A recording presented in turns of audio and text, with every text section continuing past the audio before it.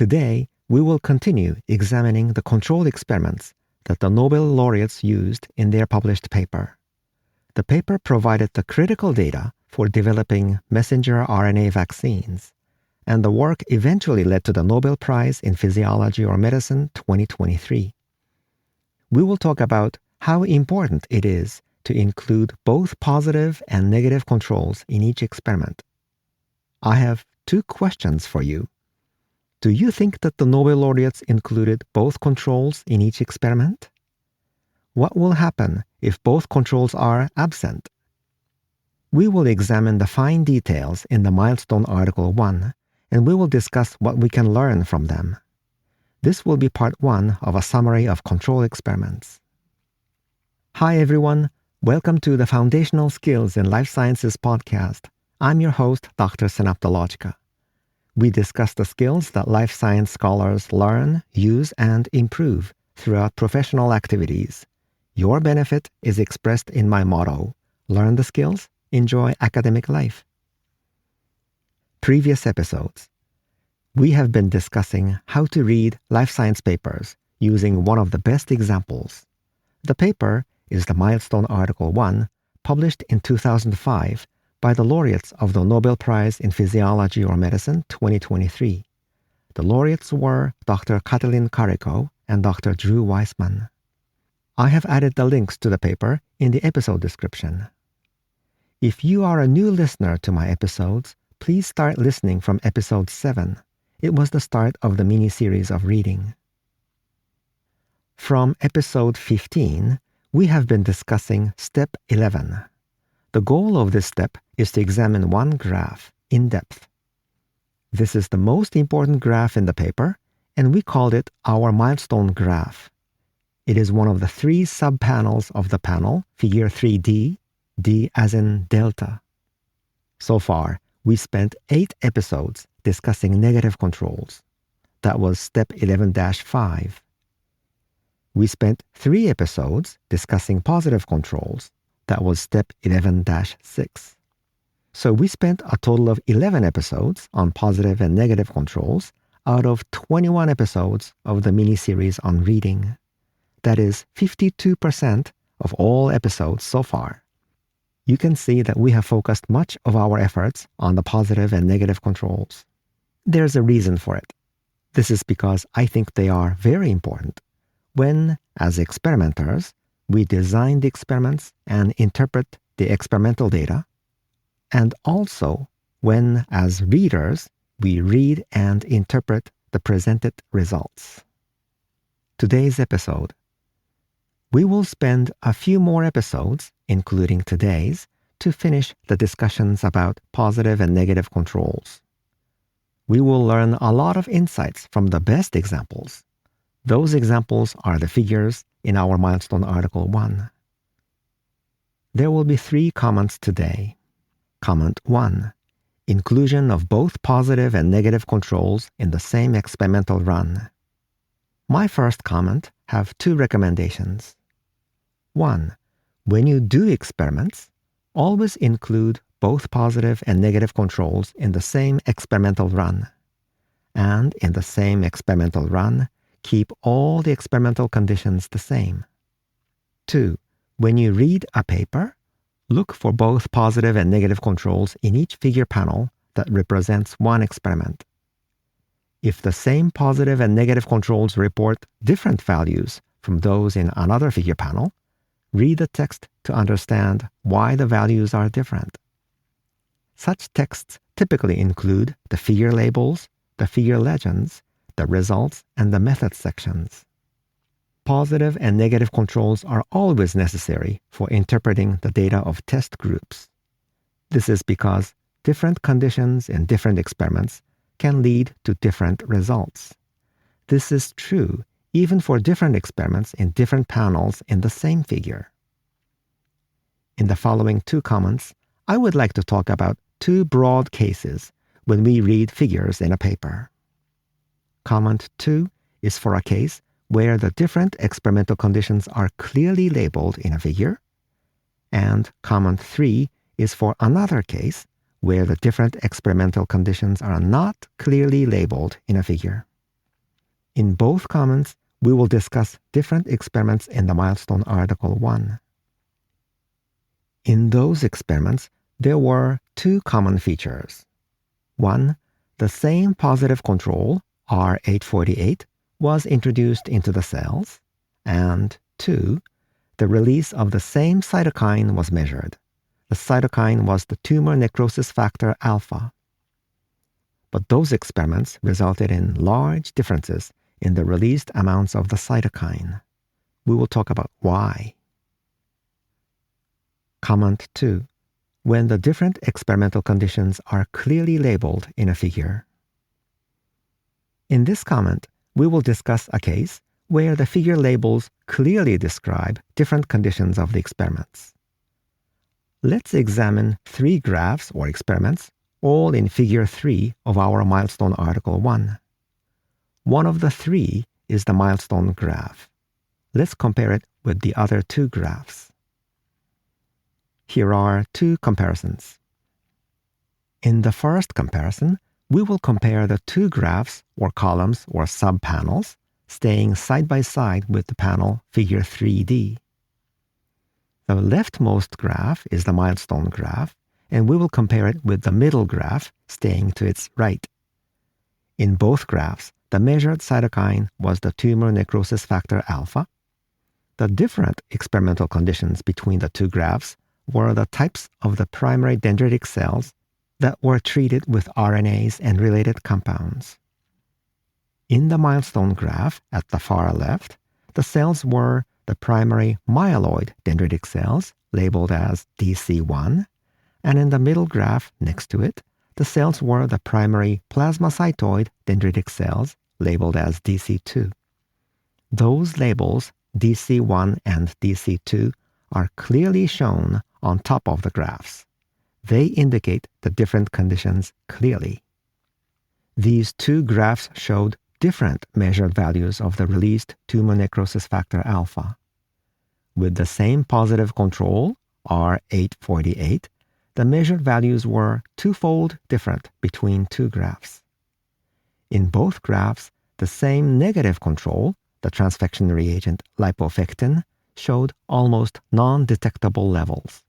So, all over measurements in these 2 graphs need to be normalized by the positive controls separately in individual graphs.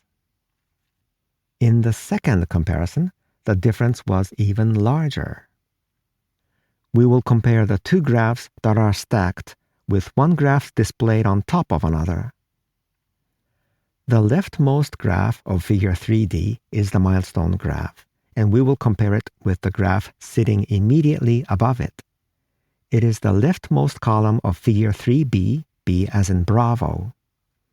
Again, in both graphs, the measured cytokine was the tumor necrosis factor alpha. The different experimental conditions between the 2 graphs were the cells that were treated with RNAs. Both were dendritic cells. Again, in the Milestone graph, the cells were the primary myeloid dendritic cells, labeled as DC1, but in the graph above, the cells were dendritic cells of a different type. They're called interferon alpha-generated monocyte-derived dendritic cells, abbreviated as IFN-alpha MDDC. Those labels, DC1 and IFN-alpha MDDC, are clearly shown on top of the graphs. They indicate the different conditions clearly. These 2 graphs showed different measured values of the released tumor necrosis factor alpha. With the same positive control, R848, the measured values were 5 to 6-fold different between 2 graphs. Again, in both graphs, the same negative control, the transfection reagent lipofectin, showed almost non-detectable levels. So again, all other measurements in these 2 graphs need to be normalized by the positive controls separately in individual graphs. In these 3 graphs in 2 comparisons, the graph labels clearly indicated that different types of cells were used. The measured values were up to 5 or 6-fold different. This means that the test groups in each graph need to be analyzed by their own positive and negative controls. In today's opening, I asked 2 questions. One question was, do you think that the Nobel Laureates included both controls in each experiment? And the answer is yes. Both positive and negative controls were included in each experiment. Another question was, what will happen if both controls are absent? And the answer is, if both positive and negative controls are absent, the test groups cannot be interpreted properly. For example, a test group in one experiment can report a cytokine release value higher than a positive control in another experiment. And an effective test group in one experiment can report a cytokine release value much lower than a non-effective test group in another experiment. These results will create so much confusion in the experimenters. Based on these discussions in comment 2, we can say that when any experimental condition changes, for example, the cell type, the experimenters will need to include both positive and negative controls for assessing the test groups properly. A good thing about the case in comment 2 was that the different experimental conditions are clearly labeled in a figure. So, as readers, we can see the different experimental conditions easily. But what will happen if they are not clearly labeled?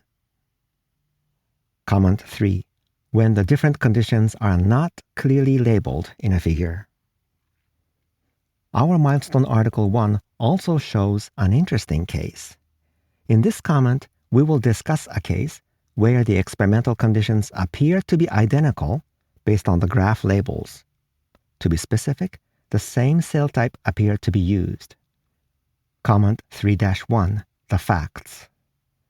Let's examine 5 graphs or experiments in our Milestone Article 1. In all 5 experiments, the same cell type was used. The cells were MDDC for monocyte-derived dendritic cells. MDDC was mentioned either as a graph label or in a figure legend.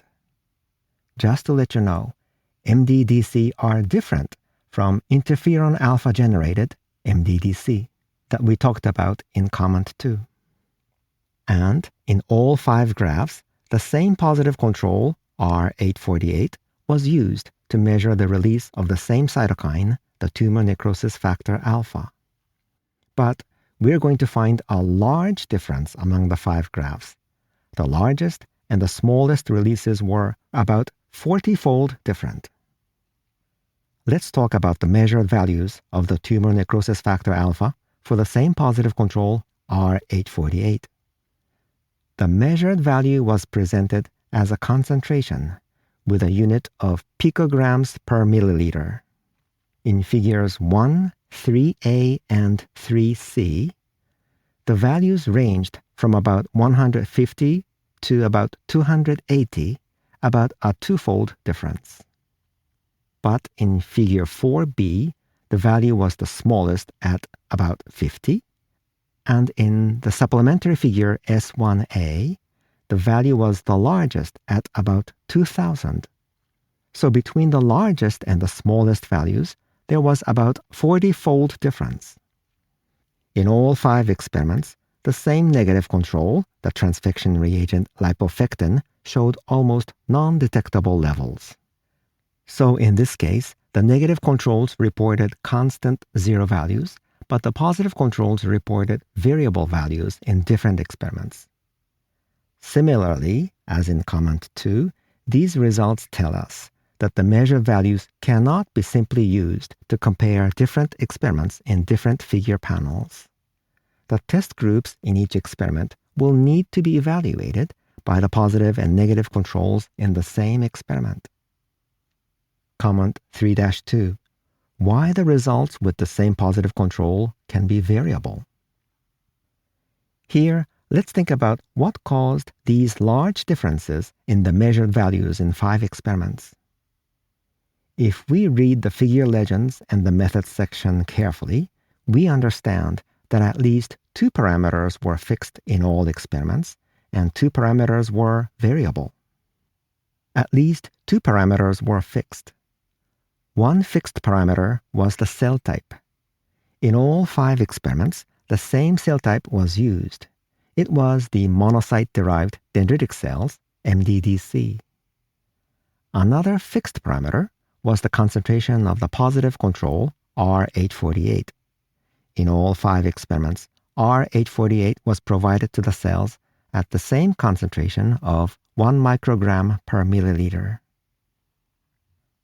At least 2 parameters were variable. One variable parameter was the waiting period. Before this period, the cells were treated with RNAs and related compounds, including the positive control R848. After 1 hour, the RNAs and the related compounds were washed out. After this, the cells went into the waiting period. During this period, the cytokine was released by the cells into the culture medium, and the cytokine accumulated there. And then, at the end of the waiting period, the cytokine concentration was measured in the culture medium. The waiting period ranged from about 8 hours to 20 hours in 5 experiments. If we assume that the release occurred at the same rate during the waiting period, different waiting periods ranging from 8 to 20 hours can lead to 2 to 3-fold difference in the released cytokine. This was simply calculated as 20 divided by 8, which is 2.5. Another variable parameter was the volume of the culture medium. We understand that the cytokine concentration is affected not only by the total released amount of the cytokine, but also by the volume of the culture medium. When the culture medium volume stays the same in all experiments, the cytokine concentration will be proportional to the released amount. So different experiments can be compared with the same measurement scale. But when the culture medium volume is changed in an experiment, the measured concentrations will change accordingly. In 4 experiments out of 5, the volume was kept constant, or at least it was not described as changed. But in the experiment of figure 4b, the volume was increased 30-fold in comparison to the others. This increase was necessary for the specific nature of the experiment, that is, for the purpose of the experiment called flow cytometry. If we assume simply that the release occurred at the same rate even when the culture medium volume changed, the 30-fold increase in volume can lead to the 30-fold smaller concentration of the cytokine. So there were differences in these 2 variable parameters, the waiting period for cytokine release and the volume of the culture medium that contained the released cytokine. These differences are expected to generate different measured concentrations of cytokines. I hope my descriptions are clear. And if so, why can't I explain these things clearly? That was because these parameters were described in the figure legends and the methods section. But in addition to the described parameters, there could also be parameters that were not described in the paper, but still they could affect the measured concentrations of cytokines.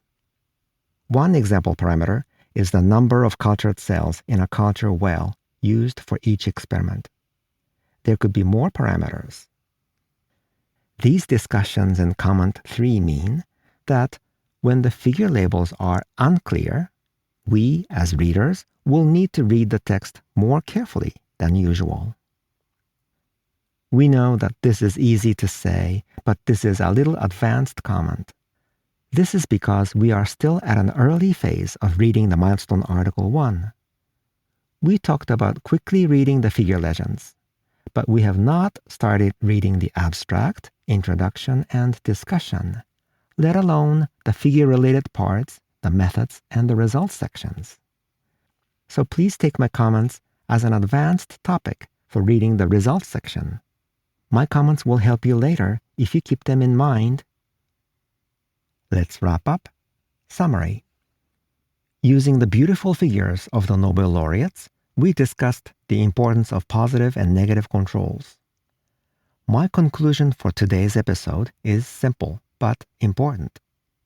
It is summarized in the 2 recommendations in comment 1.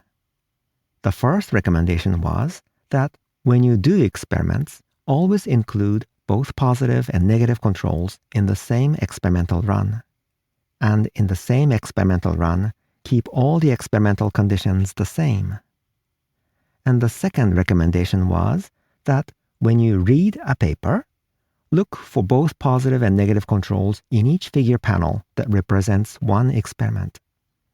If the same positive and negative controls report different values from those in another figure panel, read the text to understand why the values are different. Such texts typically include the figure labels, the figure legends, the results, and the method sections. This is it for today. Your action. If you like this podcast, please share it with your friends, colleagues, mentors, or anybody who would be interested in it. This way, you and I can extend the reach. The bigger our audience becomes, the more feedback we can get, the better the episode quality will grow, and the more you and I can learn. Thank you for joining me in today's episode of Foundational Skills in Life Sciences. I'm Dr. Synaptologica. I'll see you soon. Bye for now.